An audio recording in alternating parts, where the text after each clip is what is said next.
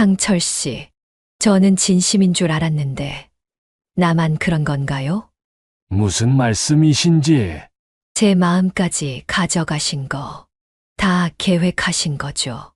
이해가 안 되네요. 이 나이 먹고 제가 설렜다는 게 수치스럽네요. 매일 아침 보내주시던 문자도, 제 서예 작품 칭찬해 주시던 것도, 그런 말씀하시면 곤란합니다. 제가 언제 사랑한다고 했나요? 순애 씨 혼자 착각하신 거 아닙니까? 그럼 그날 제 손잡으시면서 하신 말씀들도 전부 아니, 이제 와서 왜 이러시는 건데요? 전 상철 씨가 저와 같은 외로움이 있는 줄 알았어요. 서로 의지하면서 남은 인생, 순애 씨, 설마 진짜 결혼까지 생각하신 건 아니시죠? 이 나이에 무슨 연애입니까? 주책이시네. 상철 씨, 제가 그렇게 호구로만 보이셨나요? 그 나이 먹고 순정에 목매다니 웬 주태입니까? 순애 씨, 잘 새겨 들으세요. 나 아니면 누가 순애 씨 같은 사람 만나줍니까? 그동안 잠시나마 나 때문에 행복했잖아요. 그러니까 이제 그만 제 갈 길 갑시다. 내가 정말 바보였네요. 올해 67살 내 이름은 정순애. 남편 잃고 새로운 사랑이 찾아온 줄 알았던 그때 이야기를 하려고 한다. 창밖으로 눈이 내리고 있었다. 나는 거실 소파에 앉아 창밖을 멍하니 바라보았다. 텔레비전에서는 뉴스가 흘러나오고 있었지만 귓가에 맴도는 건 오직 조용한 정막뿐이었다. 시계는 어느새 저녁 6시를 가리키고 있었다. 엄마, 저 다녀올게요. 내일 아침에 올게요. 며칠 전 막내딸 수진이가 마지막으로 남긴 말이 떠올랐다. 결혼한 지 이제 막 3년 차. 나는 딸의 새 집에 가서 김장을 담그는 것을 도와주었다. 내 솜씨를 물려받았는지 수진이의 손맛이 제법 괜찮아졌다. 나는 그런 딸이 대견하면서도 한편으로는 서운했다.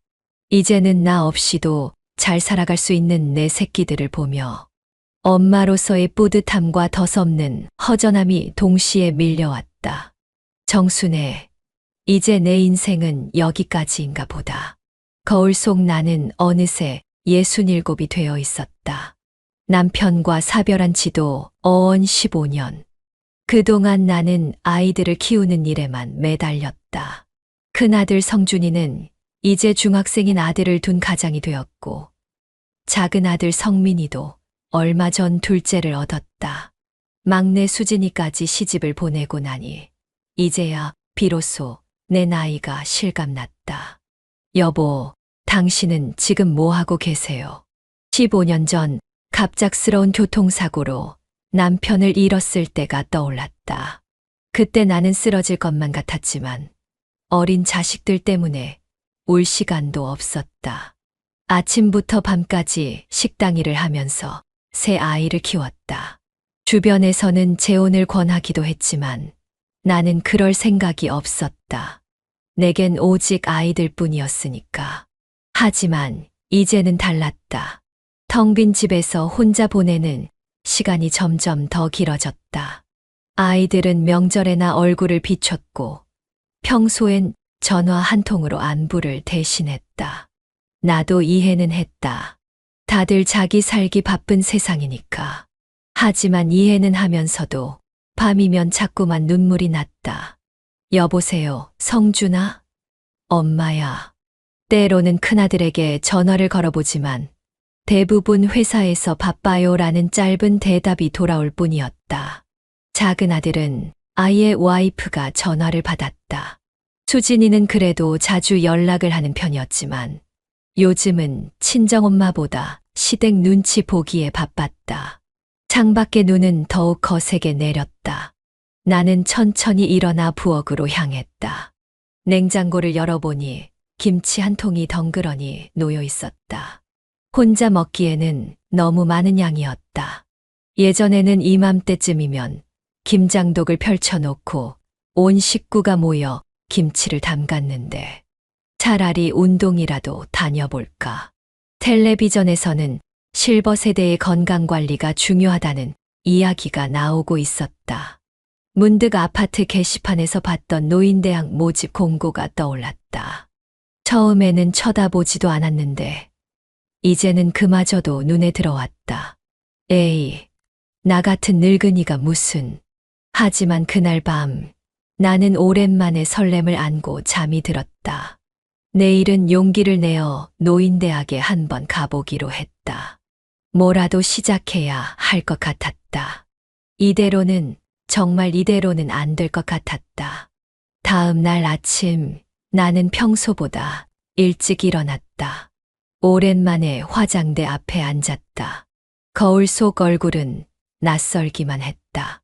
주름이 깊게 팬 눈가를 바라보다가 흰머리가 눈에 띄었다. 한동안 미루기만 했던 염색약을 꺼내 들었다. 엄마 머리 염색하셨어요?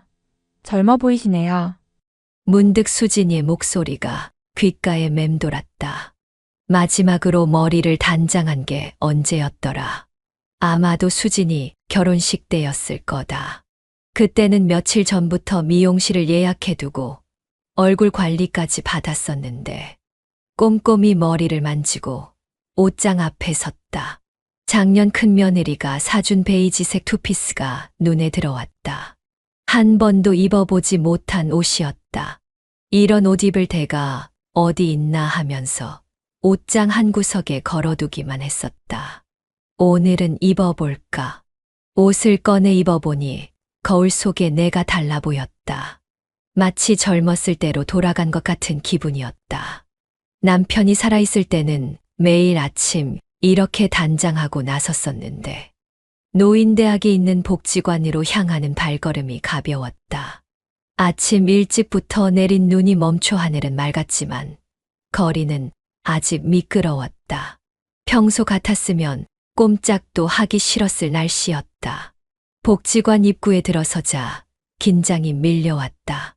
이미 여러 어르신들이 삼삼오오 모여 이야기꽃을 피우고 계셨다. 다들 서로 아는 사이 같아 보였다. 나만 모르는 사람인 것 같아 뒷걸음질 치고 싶었다. 처음 오셨나 봐요. 따뜻한 목소리가 들려왔다. 고개를 돌리니 안내 데스크에 앉아 계신 직원이 미소를 지으며 나를 바라보고 계셨다. 네, 노인대학 문의하러 왔는데요. 아, 신입생이시군요. 어서 오세요. 저희가 안내해 드리겠습니다. 수업은 서예반, 노래교실, 스마트폰 활용, 건강체조반이 있으신데 어떤 걸로 신청하시겠어요? 안내 책자를 보며 직원이 물었다. 나는 잠시 고민했다. 노래교실은 창피할 것 같고 스마트폰은 어려울 것 같고 문득 젊었을 때 배웠던 서예가 떠올랐다. 결혼하기 전 취미로 잠깐 배웠던 기억이 있었다. 서예반으로 할게요. 좋으세요. 서예반은 이쪽입니다. 지금 막 수업 시작하려는 참이에요. 교실 문을 열자 은은한 먹향이 코끝을 스쳤다. 10여 명 정도의 수강생들이 각자의 자리에 앉아 준비를 하고 있었다. 대부분 나와 비슷한 또래였다. 앞쪽에서는 젊어 보이는 강사 선생님이 붓을 정리하고 계셨다. 어서 오세요. 새로 오신 분이시죠? 강사님이 반갑게 맞아주셨다. 자리를 배정받고 앉았는데 옆자리가 비어 있었다. 나는 조용히 준비물을 꺼내 놓았다. 먹과 화선지, 그리고 오래된 붓. 남편이 쓰던 것들이었다. 늦어서 죄송합니다. 수업이 막 시작하려는 찰나 문이 열리며 한 남자분이 들어오셨다. 키가 크고 단정한 정장 차림이었다. 나이에 비해 젊어 보이는 얼굴이었고 특히 눈매가 온화해 보였다. 아, 이상철 선생님. 어서 오세요.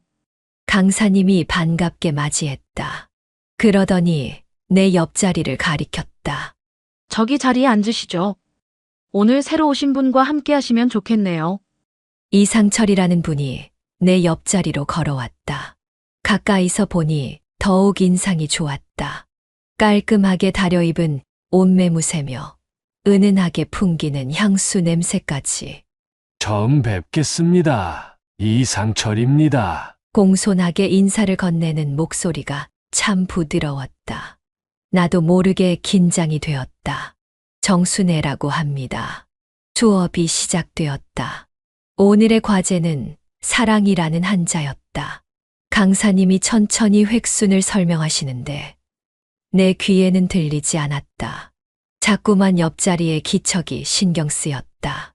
붙잡는 자세가 참 좋으시네요. 이상철 씨가 내 붓질을 보며 말을 걸었다. 아, 예전에 조금 배운 적이 있어서요.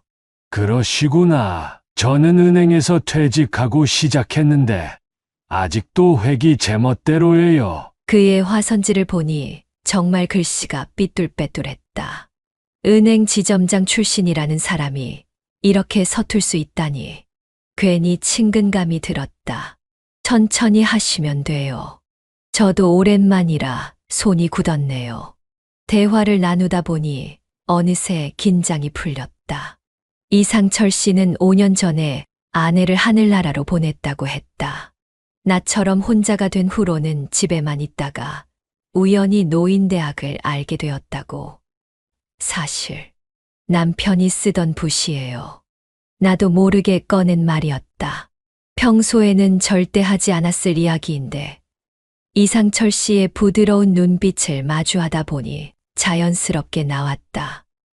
남편분께서 서예를 하셨나 봐요. 아니요. 그냥 취미로 조금. 15년 전에 갑자기 사고로 가셨거든요. 그 뒤로는 이것들을 꺼내보지도 못했어요. 목이 메었다.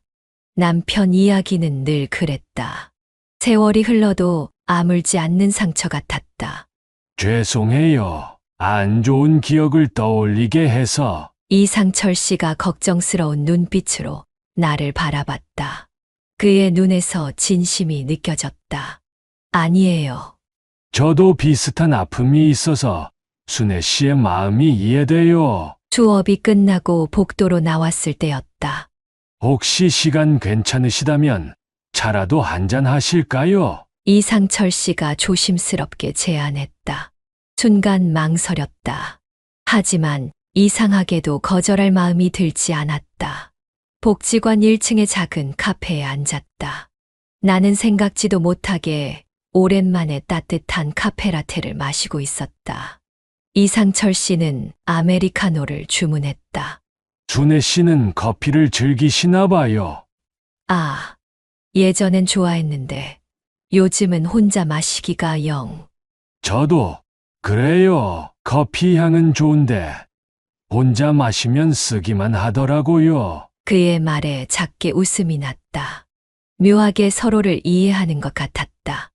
앞으로도 이렇게 수업 끝나고 차 한 잔씩 해요. 혼자 마시는 것보다 훨씬 좋잖아요. 그 말에 가슴이 살짝 떨렸다. 단순한 제안이었는데도 왠지 특별하게 들렸다. 그날 이후로 우리는 자연스럽게 수업이 끝날 때마다 함께 차를 마셨다. 이상철 씨는 은행에서 30년을 근무하다 퇴직했다고 했다. 자녀들은 모두 외국에서 산다고 했다. 아들 둘이 다 미국에서 살아요. 손주들 얼굴도 1년에 한 번 보기 힘들죠. 휴대폰에 저장된 손주들 사진을 보여주는 그의 얼굴의 자부심과 쓸쓸함이 동시에 묻어났다. 저도 비슷해요. 다들 바빠서 명절에나 얼굴 보기도 힘들어요. 그래서 더 외로우시죠? 그의 말에 눈시울이 뜨거워졌다. 그동안 누구에게도 털어놓지 못했던 이야기였다. 가족들에게는 더더욱. 순애 씨, 이상철 씨가 조심스레 내 손을 잡았다. 따뜻했다. 그 온기가 내 마음 깊숙이까지 전해지는 것 같았다. 우리 이제 서로의 외로움을 달래주는 건 어떨까요? 순간 심장이 멎는 것 같았다. 하지만 이상하게도 두려움은 없었다. 오히려 설렘이 가득했다. 그때 카페 밖으로 지나가는 사람이 눈에 띄었다. 우리 복지관 총무과 직원이었다. 순간 나도 모르게 이상철 씨의 손을 놓아버렸다. 죄송해요. 너무 성급했나요? 아니요. 그게 아니라 사람들 눈이 좀 신경 쓰여서요. 이상철 씨는 부드럽게 미소 지었다. 그렇게 우리만의 비밀스러운 만남이 시작됐다. 노인대학에서는 서로 모르는 사이인 척했다. 하지만 수업이 끝나면 우리는 버스 한 정거장을 더 가서 만났다. 복지관 근처 사람들의 눈을 피해서. 여기 꽃등심이 참 맛있어요. 제가 자주 오는 곳인데. 이상철 씨가 데려간 식당은 조용하고 아늑했다. 도시 변두리에 있는 한우 전문점이었다. 주말 저녁이었는데도 손님이 거의 없었다. 이런 곳은 어떻게 아셨어요? 예전에 은행 지점장 할 때 단골 손님이 하시는 곳이에요. 이제는 주인 아저씨랑 친구처럼 지내죠. 웨이터가 고기를 구워주는데 이상철 씨와 정말 친한 사이 같았다. 농담도 주고받고. 그런데 웬일인지 주인은 보이지 않았다. 주인분은 안 계신가 봐요? 아, 오늘은 좀 급한 일이 있으셔서. 이상철 씨가 잠시 당황한 듯 했지만 이내 능숙하게 고기를 구워주기 시작했다. 그의 손놀림이 예사롭지 않았다. 제가 젊었을 때 고깃집에서 아르바이트를 좀 했거든요. 그가 씩 웃으며 말했다. 은행원 출신이 고깃집 아르바이트라. 왠지 이상했지만 나는 별 생각 없이 넘겼다. 준혜 씨는 소고기를 좋아하시나 봐요. 네. 근데 혼자 살다 보니 이런 곳은 잘 안 와요. 그럼 앞으로 자주 모시고 올게요. 저도 이제 혼자 밥 먹기 지겨웠거든요. 달콤한 말에 취해 있을 때였다. 이상철 씨의 전화가 울렸다. 죄송해요. 잠깐만요. 그는 자리에서 일어나 밖으로 나갔다. 전화를 받는 모습이 유난히 조심스러워 보였다. 창밖으로 보이는 그의 뒷모습이 어쩐지 낯설었다. 평소의 온화한 모습과는 달리 누군가와 언쟁을 하는 것 같았다. 미안해요. 은행 후배한테서 전화가 와서. 돌아온 그의 얼굴은 조금 상기돼 있었다. 무슨 일이 있었는지 물어보고 싶었지만 참았다. 우리의 관계가 그 정도로 깊지는 않다고 생각했다. 이제 퇴직하셨는데도 은행 일이 있으신가 봐요? 아, 예전에 제가 관리하던 고객분들이 가끔 연락을 하세요. 도움을 요청하시는데 거절하기가 쉽지 않더라고요. 그의 설명은 그럴듯했다. 하지만 왠지 모르게 석연치 않은 느낌이 들었다. 식사를 마치고 나올 때였다. 이상철 씨가 계산을 하려는데 카드가 승인되지 않았다. 이상하네요. 분명 잔고가 있었는데. 당황한 기색이 역력했다. 나는 얼른 내 카드를 꺼냈다. 제가 할게요. 아니에요. 제가 초대했는데. 하지만 결국 내가 계산했다. 이상철 씨는 몹시 미안해하며 다음에 꼭 한턱 내겠다고 했다. 집으로 돌아오는 길, 밤바람이 차가웠다. 왠지 모르게 불안한 마음이 들었다. 하지만 그의 다정한 문자 한 통에 모든 걱정이 눈 녹듯 사라졌다. 그날 이후로 우리는 더욱 자주 만났다. 저의 수업이 없는 날에도 이상철 씨는 나를 찾았다. 영화도 보고 근교 드라이브도 갔다. 그의 차는 깔끔한 중형차였는데 은행 지점장 출신이라기엔 소박해 보였다. 큰 차는 필요 없어요. 저는 검소한 게 좋더라고요. 그의 말에 더욱 마음이 끌렸다. 꾸미지 않은 소박함이 믿음직스러웠다. 하지만 그것도 잠시였다. 준혜 씨, 사실 제가 좀 급한 일이 생겼어요. 벚꽃이 흩날리던 어느 봄날이었다. 공원 벤치에 앉아 있는데 이상철 씨가 조심스레 말을 꺼냈다. 네, 무슨 일이신데요? 아들 녀석이 미국에서 급하게 수술을 받게 됐어요. 보험도 안 되는 수술이라. 그의 목소리가 떨렸다. 평소의 의젓한 모습은 온데간데 없고 한없이 초라해 보였다. 얼마나 필요하신데요?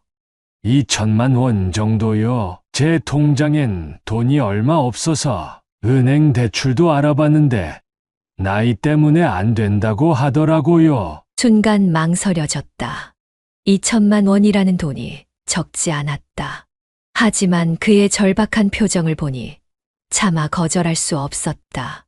다음 주까지만 빌려주시면 안 될까요? 미국에 있는 집을 담보로 은행 대출을 받기로 했거든요. 그게 처리되는 대로 바로 갚아드릴게요. 알겠어요.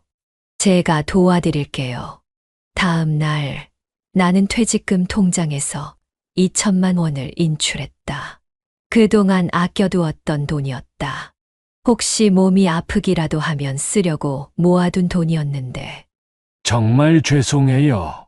순애 씨, 이런 부탁을 드려서. 돈을 건네받는 이상철 씨의 손이 떨렸다.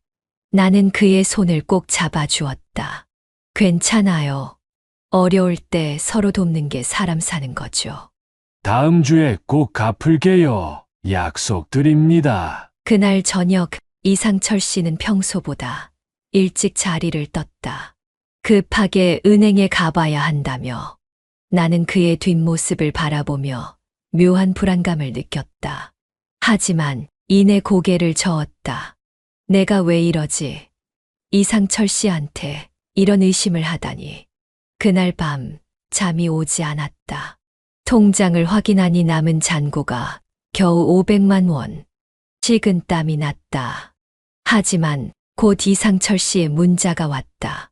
순애 씨의 따뜻한 마음 평생 잊지 않겠습니다. 제 인생에 당신 같은 천사가 나타나다니 정말 감사합니다. 약속한 다음 주가 지나갔다. 이상철 씨는 미국에서 서류 처리가 조금 지연되고 있다며 미안해했다. 일주일만 더 기다려주시면 안 될까요? 제가 이자라도 더 쳐서. 안타까운 목소리에 또다시 마음이 약해졌다.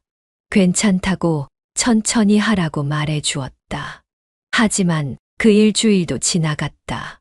그리고 또 일주일이 지나갔다. 서예 수업에서도 이상철 씨의 모습을 보기가 힘들어졌다. 가끔 나오더라도 피곤해 보였고 수업이 끝나자마자 급하게 자리를 떴다. 전화도 잘 받지 않았다. 죄송해요. 요즘 은행 일 때문에 정신이 없어서. 항상 비슷한 변명이었다. 그래도 나는 그를 믿고 싶었다. 믿어야만 했다. 어느 날 노래교실을 하시는 박명숙 씨가 내게 조심스레 말을 걸었다. 순애 씨, 혹시 이상철 씨랑 좀 가까우신가요?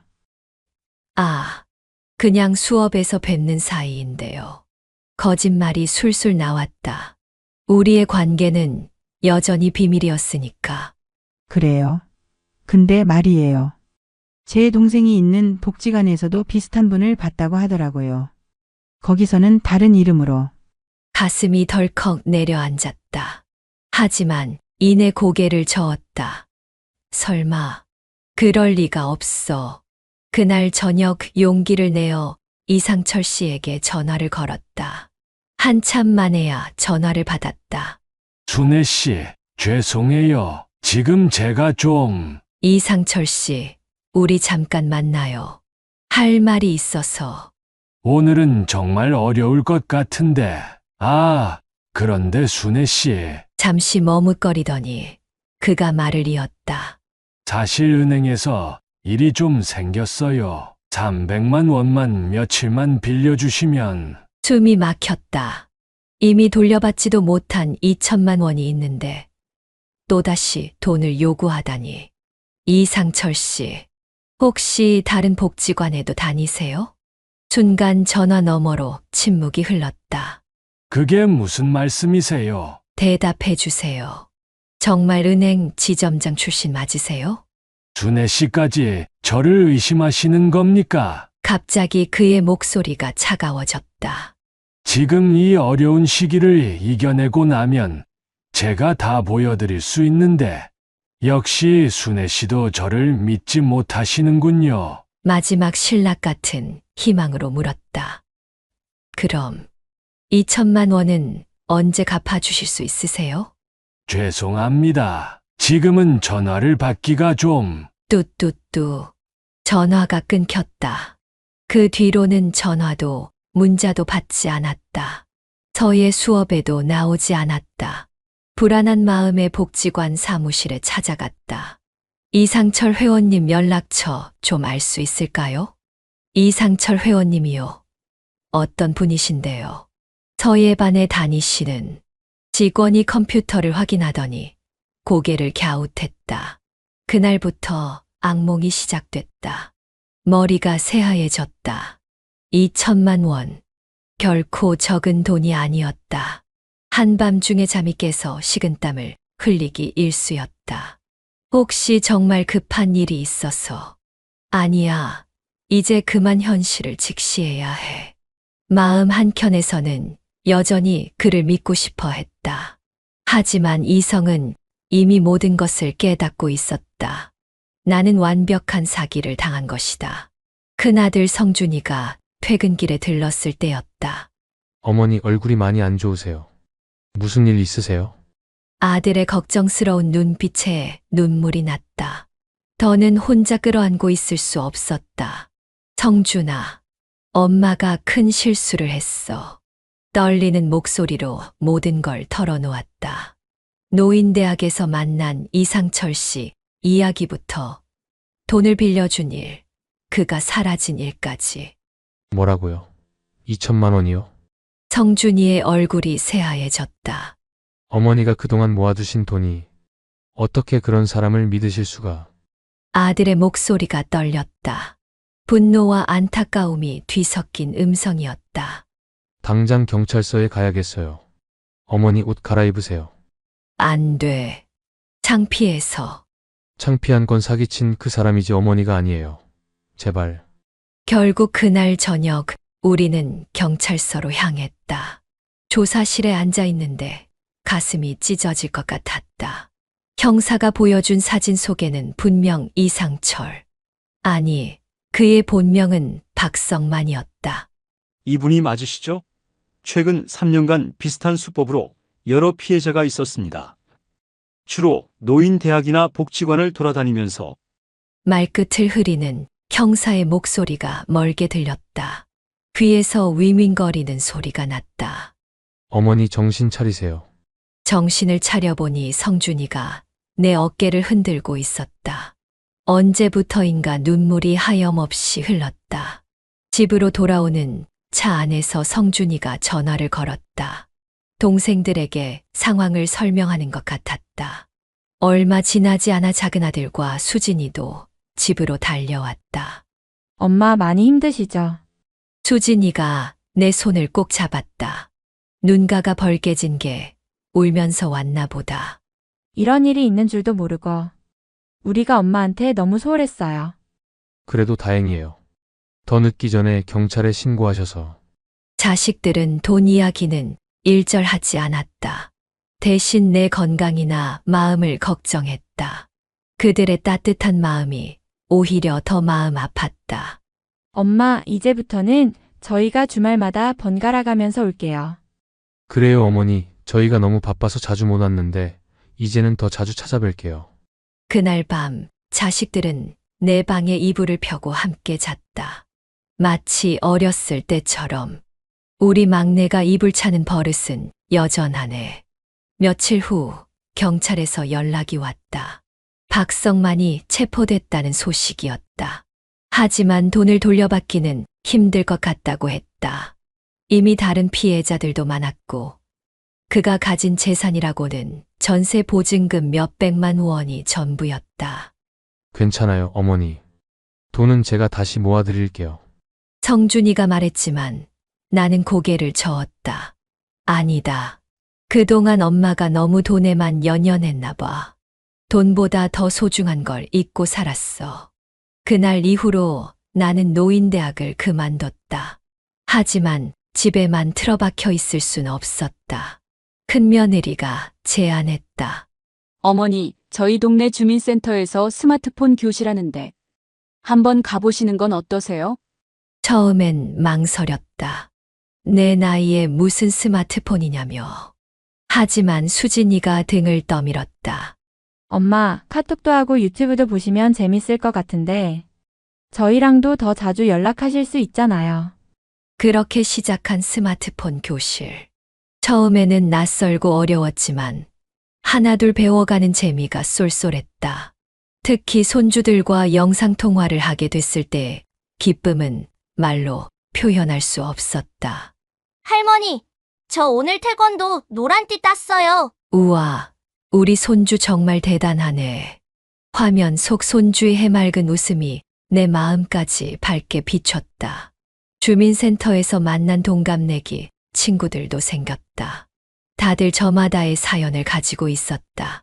김옥순 씨는 남편과 사별하고 우울증까지 왔다가 꽃꽂이를 배우면서 인생의 제2막을 열었다고 했다.